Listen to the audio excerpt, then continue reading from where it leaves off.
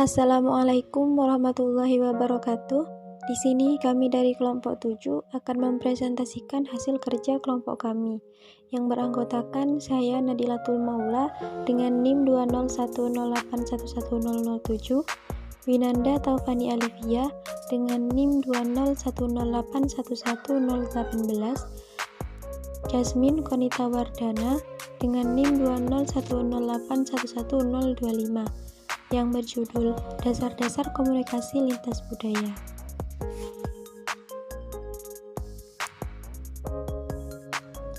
Konsep dasar komunikasi lintas budaya. Komunikasi merupakan sebuah proses dan interaksi antara komunikan dan komunikator yang melakukan pertukaran pesan secara langsung ataupun tidak langsung. Komunikasi dapat dikatakan hal yang paling krusial dalam kehidupan ini. Secara umum, komunikasi lintas budaya adalah proses saling berbagi informasi, pengetahuan, perasaan, dan pengalaman yang dilakukan oleh setiap manusia dari berbagai budaya. Setiap budaya memiliki nilai dan sikap yang dikomunikasikan. Misalnya, cara orang Jepang membungkukkan badan satu sama lain saat menyambut tamu berbeda dengan gaya penyambutan bangsa lainnya. Pada hakikatnya, proses komunikasi lintas budaya sama dengan proses komunikasi lainnya, yakni proses yang interaktif, transaksional, dan dinamis. Komunikasi lintas budaya yang interaktif dilakukan oleh komunikator dengan komunikan dalam dua arah atau timbal balik. Komunikasi transaksional meliputi 3 unsur, yaitu keterlibatan emosi tinggi yang berkesinambungan atas pertukaran pesan berkaitan dengan masa lalu, kini, dan yang akan datang, dan berpartisipasi dalam komunikasi lintas budaya untuk menjalankan suatu peran. Fungsi komunikasi antar budaya. Yang pertama ada fungsi pribadi, yaitu di dalamnya menyatakan identitas sosial. Perilaku identitas sosial dinyatakan melalui tindakan berbahasa baik secara verbal dan non-verbal. Dari perilaku berbahasa itulah dapat diketahui identitas diri maupun sosial. Fungsi pribadi yang kedua yaitu menyatakan integrasi sosial. Komunikasi antar budaya yang melibatkan perbedaan budaya antara komunikator dan komunikan. Nah, maka integrasi sosial merupakan tujuan utama dalam komunikasi. Yang ketiga yaitu menambah pengetahuan. Seringkali komunikasi antar budaya menambah pengetahuan bersama dan saling mempelajari kebudayaan masing-masing.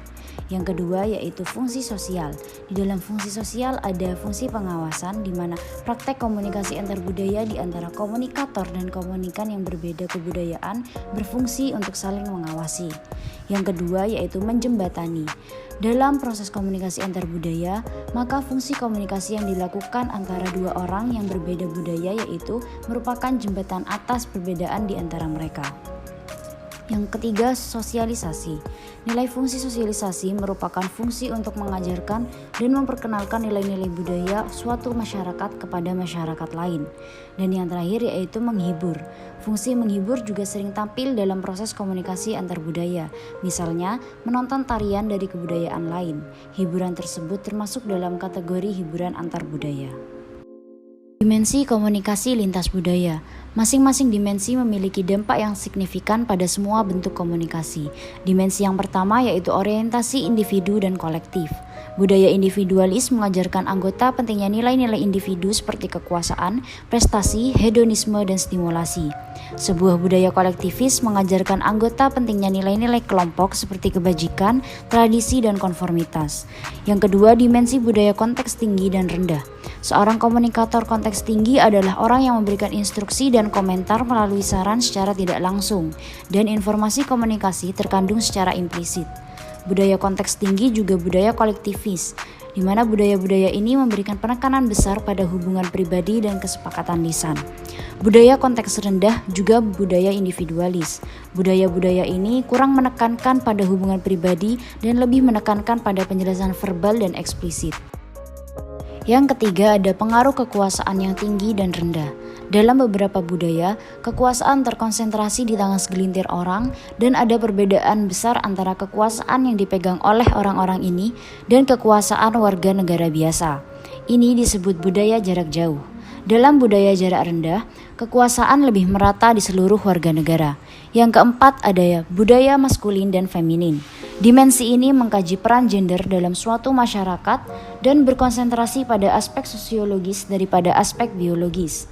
Budaya yang sangat maskulin menghargai agresivitas, kesuksesan materi, dan kekuatan. Budaya yang sangat feminin menghargai kesopanan, kepedulian terhadap hubungan dan kualitas hidup, serta kelembutan. Dimensi yang kelima adalah budaya toleran ambiguitas tinggi dan rendah. Anggota budaya toleransi ambiguitas tinggi tidak merasa terancam oleh situasi yang tidak diketahui. Ketidakpastian adalah bagian normal dari kehidupan dan orang-orang menerima apa adanya. Sedangkan anggota budaya yang toleran terhadap ambiguitas rendah melakukan banyak hal untuk menghindari ketidakpastian dan memiliki banyak kecemasan karena tidak mengetahui apa yang akan terjadi selanjutnya. Mereka melihat ketidakpastian sebagai ancaman dan sebagai sesuatu yang harus dilawan. Yang keenam adalah orientasi jangka panjang dan jangka pendek. Perbedaan budaya lain yang menarik adalah orientasi jangka panjang dan jangka pendek. Beberapa budaya mengajarkan orientasi jangka panjang, orientasi yang mempromosikan pentingnya penghargaan di masa depan. Sedangkan budaya yang mendorong orientasi jangka pendek lebih melihat ke masa lalu dan masa kini. Yang terakhir adalah kesenangan dan pengekangan. Budaya yang tinggi dalam kesenangan adalah budaya yang menekankan pemuasan keinginan. Mereka fokus untuk bersenang-senang dan menikmati hidup. Budaya yang menahan diri adalah budaya yang mendorong pembatasan gratifikasi tersebut dan pengaturannya oleh sosial norma.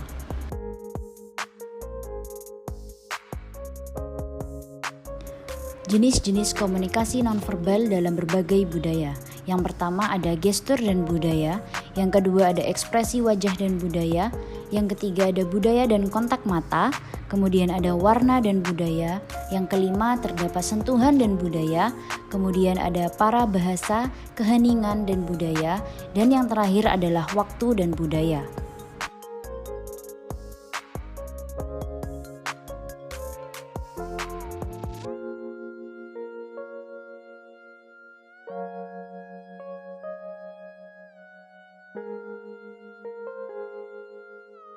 Hambatan-hambatan komunikasi lintas budaya.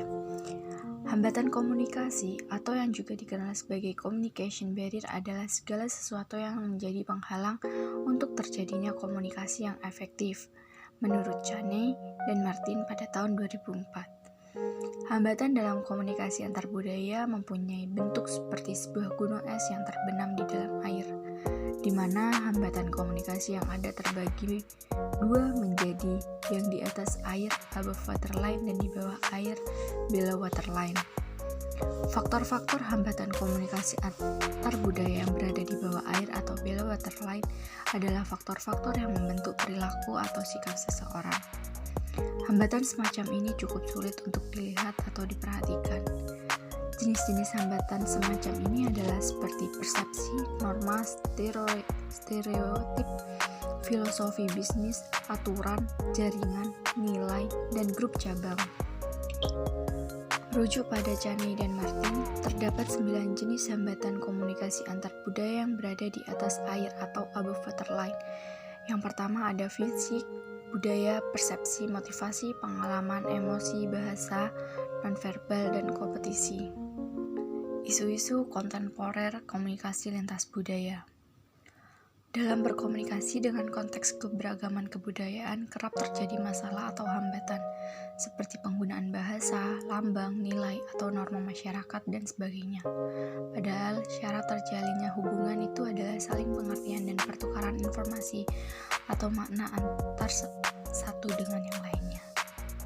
Isu-isu kontemporer komunikasi antar budaya terbagi menjadi beberapa bagian. Yang pertama ada determinisme teknologi komunikasi, di mana penemuan atau perkembangan teknologi komunikasi yang dapat mengubah kebudayaan manusia.